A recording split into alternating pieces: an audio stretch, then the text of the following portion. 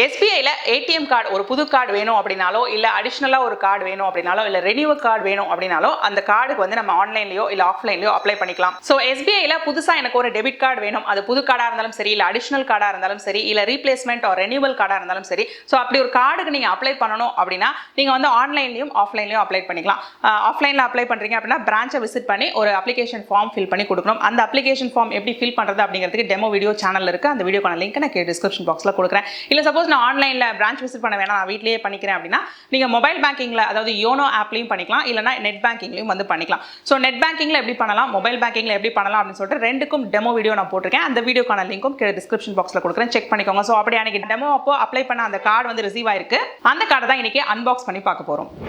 So unbox பண்ணுறது மட்டும் இல்லாமல் அந்த கார்டை வந்து எப்படி ஆக்டிவேட் பண்ணுறது எப்படி பின் ஜெனரேட் பண்ணுறது அப்படின்னு சொல்லிட்டு இன்னைக்கு வீடியோவில் இன்ஃபர்மேஷனை பார்த்துடலாம். வீடியோக்கு போகிறதுக்கு முன்னாடி இன்னும் இந்த சேனலுக்கு சப்ஸ்கிரைப் பண்ணலன்னா மறக்காமல் சப்ஸ்கிரைப் பண்ணிட்டு அந்த நோட்டிஃபிகேஷன் பட்டனை ப்ரெஸ் பண்ணிடுங்க. அண்ட் ஆல்சோ இந்த வீடியோ உங்களுக்கு பிடிச்சிருக்கு இந்த இன்ஃபர்மேஷன் உங்களுக்கு யூஸ்ஃபுல்லாக இருக்குன்னு ஃபீல் பண்ணிங்கன்னா வீடியோக்கு ஒரு லைக் கொடுக்க மறந்துடாதீங்க. அந்த லைக் பட்டனை ப்ரெஸ் பண்ணுறதுக்கு உங்களுக்கு ஒரு செகண்ட் தான் ஆகும். ஆனால் எனக்கு அது மிகப்பெரிய மோட்டிவேஷன். ஓகேவா? வாங்க இப்போ வீடியோக்கு போகலாம்.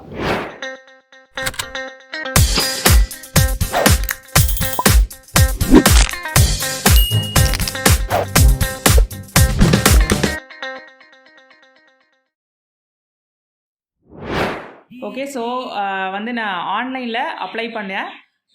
SBI கார்டு வந்து இப்போ டெலிவரி ஆயிருக்கு.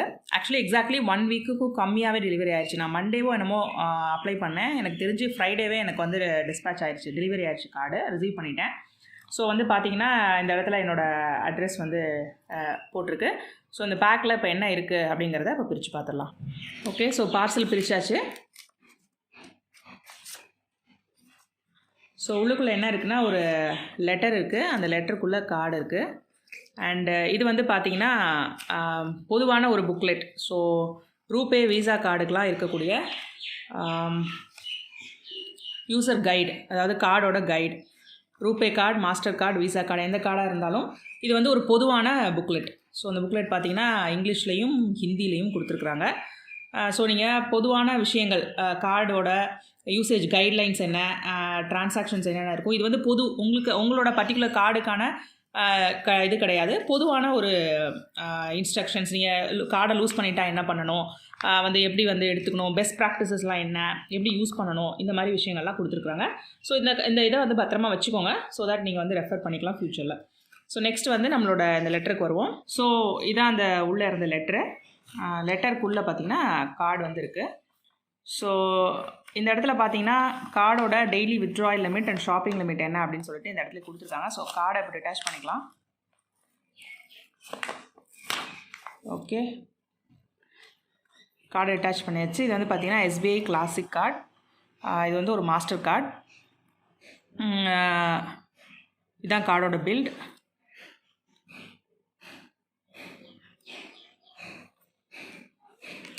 ஸோ இந்த லெட்டரில் என்ன இருக்குது அப்படின்னு பார்த்தா மேலே வந்து என்னோடய அட்ரஸ். ஸோ இது பார்த்திங்கன்னா ஒரு காமனான ஒரு லெட்டர், நத்திங் ஸ்பெஷல், ஒரு காமனான லெட்டர் தான். அதில் வந்து கீழே வந்து பார்த்திங்கன்னா கார்டோட நம்பர். ஸோ இதில் பார்த்தீங்கன்னா டெய்லி வித்ட்ராயல் லிமிட் என்ன, டெய்லி ஷாப்பிங் லிமிட் என்ன இந்த கார்டுக்கு அப்படின்னு சொல்லியிருக்காங்க. ஸோ வித்ட்ராயல் லிமிட் பார்த்திங்கன்னா 40,000.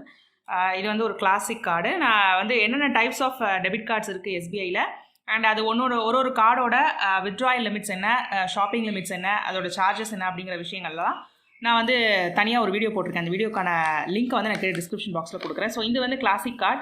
ஸோ இந்த கார்டுக்கான டெய்லி வித்ட்ராயல் லிமிட் வந்து 40,000, டெய்லி ஷாப்பிங் லிமிட் வந்து ₹50,000 அப்படின்னு கொடுத்துருக்காங்க.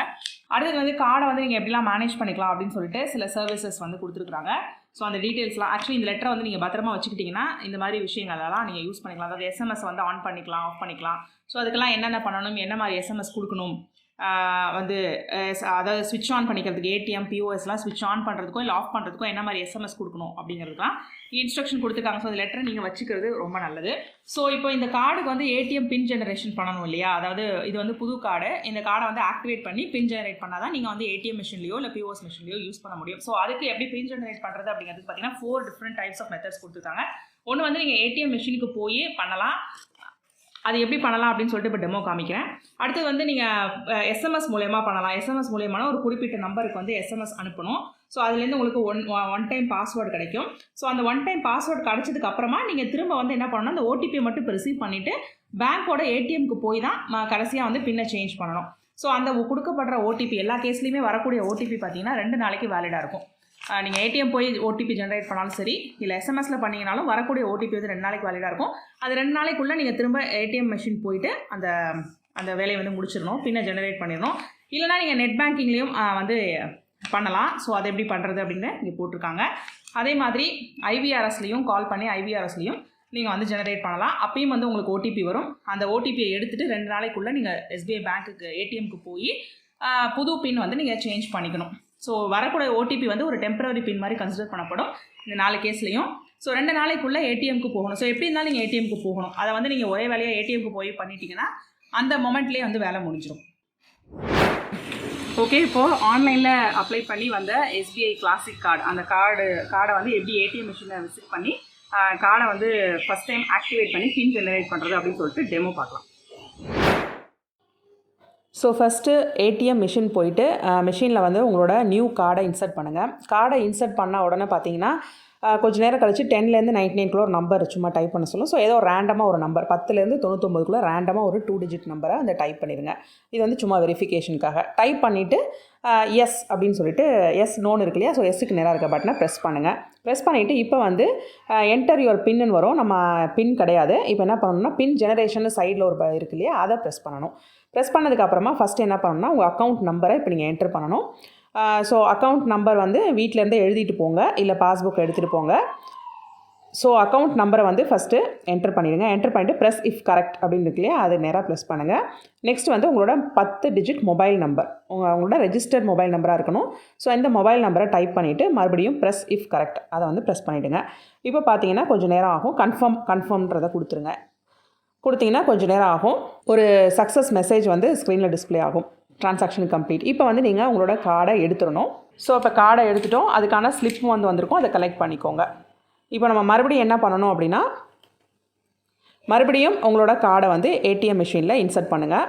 இன்சர்ட் பண்ணிவிட்டு இப்போ உங்களுக்கான லாங்குவேஜை செலக்ட் பண்ணுங்கள். அதே மாதிரி ஒரு 2 டிஜிட் நம்பர் 10லேருந்து 99 அதை என்டர் பண்ணிவிட்டு இப்போ ப்ளீஸ் என்டர் யுவர் பின் அப்படின்னு சொல்லிட்டு வருது இல்லையா, அந்த இடத்துல வந்து மறுபடியும் நம்ம பின் ஜென்ரேஷன் தான் பண்ணணும். ஏன்னா இப்போ இன்னும் நம்ம பின் வந்து செட் பண்ணல.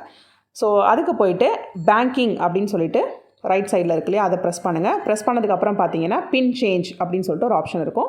ஸோ அந்த ஆப்ஷனை கிளிக் பண்ணுங்கள். கிளிக் பண்ணிவிட்டு இப்போது நம்மளோட புது பின்னை என்டர் பண்ணணும். இந்த பின் தான் நீங்கள் உங்களோட ட்ரான்சாக்ஷன்ஸ் அண்ட் பிஓஎஸில் வந்து பர்ச்சேஸ் பண்ணிங்கன்னா யூஸ் பண்ணக்கூடிய பின். ஸோ உங்களுக்கு வசதியாக நீங்கள் ஞாபகம் வச்சுக்கிற மாதிரி, அதே சமயம் ரொம்ப ஈஸியாக இல்லாத மாதிரி பின் நம்பரை 2 வாட்டி என்டர் பண்ணணும். ஃபஸ்ட்டு என்டர் பண்ணணும், அப்புறம் ரீஎன்டர் பண்ணணும். பண்ணிட்டீங்க அப்படின்னா பின் நம்பர் செட் ஆகிடும். அதுக்கான கன்ஃபர்மேஷனும் ஸ்க்ரீனில் வந்துடும். ஸ்க்ரீனில் வந்ததுக்கப்புறமா உங்களுடைய கார்டை எடுத்துருங்க. இனிமேல் நீங்கள் கார்டை யூஸ் பண்ணி பணம் எடுத்தாலோ இல்லை பர்ச்சேஸ் பண்ணிங்க அப்படின்னாலோ இந்த பின் நம்பரை யூஸ் பண்ணிக்கலாம். ஸோ அவ்வளோதாங்க. இன்றைக்கி வந்து ஆன்லைனில் நான் வந்து அப்ளை பண்ணினேன் அந்த எஸ்பிஐ டெபிட் கார்டு வந்து இன்றைக்கி ரிசீவ் ஆயிருந்துச்சு. அந்த கார்டில் என்னென்னலாம் இருந்துச்சு, அந்த பாக்ஸில் வந்து என்னெல்லாம் இருந்துச்சு அப்படின்னு சொல்லிட்டு இன்றைக்கி அன்பாக்ஸ் பண்ணி பார்த்துட்டோம். அது மட்டும் இல்லாமல் அந்த கார்டை வந்து எப்படி ஆக்டிவேட் பண்ணுறது, எப்படி அதுக்கான பின் நம்பரை ஜெனரேட் பண்ணுறது ஃபஸ்ட் டைம் அப்படின்னு சொல்லிட்டு அந்த இன்ஃபர்மேஷனும் இன்றைக்கி டெமோ காமிச்சேன். ஸோ இன்றைக்கி ஷேர் பண்ண இந்த இன்ஃபர்மேஷன் உங்களுக்கு ரொம்ப யூஸ்ஃபுல்லாக இருந்திருக்கும் நான் நினைக்கிறேன். இன்னும் உங்களுக்கு கார்டு வேணும் அப்படின்னா நீங்கள் ஆஃப்லைன்லையோ இல்லை ஆன்லைன்லையோ நான் ஏற்கனவே சொன்ன மாதிரி அப்ளை பண்ணிக்கலாம். ஸோ எந்த போர்டில் அப்ளை பண்ணிங்க அப்படின்னாலும் ஃபார்ம் ஃபில் பண்ணணும் அப்படின்னாலும் டெமோ வீடியோ டிஸ்கிரிப்ஷன் பாக்ஸில் லிங்க் இருக்குது. ஸோ இல்லை நான் யோனோ ஆப்பில் வந்து இதை அப்ளை பண்ணிக்கிறேன், இல்லை நெட் பேங்கிங்கில் பண்ணிக்கிறேன் அப்படின்னா அதை எப்படி பண்ணணும் அப்படிங்கிறதுக்கான டெமோ வீடியோக்கான லிங்க்கும் கீழே டிஸ்கிரிப்ஷன் பாக்ஸில் இருக்குது. ஸோ எந்த மோட்லையோ நீங்கள் அப்ளை பண்ணிங்கன்னா அப்படி வரக்கூடிய கார்டு இருக்கக்கூடிய கவரில் என்னென்ன இருக்கும் அப்படிங்கிறது இன்னைக்கு உங்களுக்கு தெரிஞ்சிருக்கும். அண்ட் ஆல்சோ அந்த கார்டை எப்படி ஆக்டிவேட் பண்ணுறது, பின் நம்பர் எப்படி ஜெனரேட் பண்ணுறது அப்படின்னு இன்னைக்கு தெரிஞ்சிருக்கும். ஸோ இன்னைக்கு ஷேர் பண்ண இந்த இன்ஃபர்மேஷன் உங்களுக்கு ரொம்ப யூஸ்ஃபுல்லாக இருக்கும் நான் நினைக்கிறேன். அப்படி நீங்கள் நினச்சிங்கன்னா மறக்காம இந்த வீடியோக்கு ஒரு லைக் கொடுத்துட்டு இந்த இன்ஃபர்மேஷனை உங்கள் ஃப்ரெண்ட்ஸ் கூட ஷேர் பண்ணுங்கள். இன்னும் இந்த சேனலுக்கு சப்ஸ்கிரைப் பண்ணலன்னா மறக்காம சப்ஸ்கிரைப் பண்ணிட்டு அந்த நோட்டிஃபிகேஷன் பட்டனை ப்ரெஸ் பண்ணிட்டு அப்புறமா இந்த வீடியோவை க்ளோஸ் பண்ணுங்க. இதே மாதிரி இன்னொரு யூஸ்ஃபுல் இன்ஃபர்மேஷனோட நான் உங்களை அடுத்த வீடியோவில் சந்திக்கிறேன். Until then, it's bye from Jane. நன்றி, வணக்கம்.